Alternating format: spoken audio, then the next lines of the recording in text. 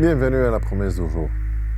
Il y a quelque temps, mon fils a perdu son travail et il était dans un autre continent éloigné et je ne pouvais pas le soutenir comme j'aurais aimé le faire. Mais au moins, je lui ai apporté un soutien pastoral, comme père, spirituel. Et je me souviens de sa maman et moi, on était toujours au téléphone avec lui pour lui dire « Il faut que tu pries à Dieu et que tu lui fais confiance. » Parce qu'il a promis pas mal de choses. Il a promis qu'il va te faire ça, il va te donner. Alors, il va te trouver un travail. Bien sûr, tu dois faire ta part pour chercher, parce que ça ne va pas tomber du ciel. Mais Dieu l'a promis. Et il était vraiment inquiet. Oui, mais non, mais je ne sais pas. C'était dur. C'était 2 mois ou 3 mois d'épreuve pour lui. Et à la fin, il a retrouvé un travail qui était encore mieux payé. Et pour nous, c'était la conclusion simple. Tu vois comme Dieu accomplit ses promesses. Pour lui, c'était une expérience qui l'a aidé à grandir spirituellement. C'est ça, ce type d'épreuve qui nous aide à faire plus de confiance encore à Dieu dans d'autres choses qu'on ne voit pas.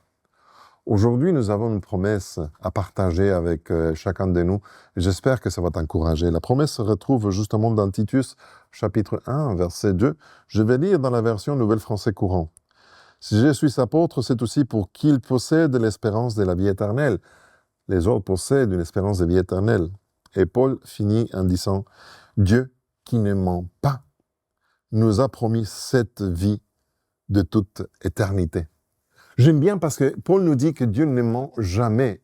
Et si Dieu a promis que tu vas recevoir une vie éternelle, quoi qu'il arrive, et tu lui fais confiance, tu vas l'avoir. Aujourd'hui, tu vas faire face à des épreuves. Fort probable qu'aujourd'hui, tu puisses échouer dans un certain moment.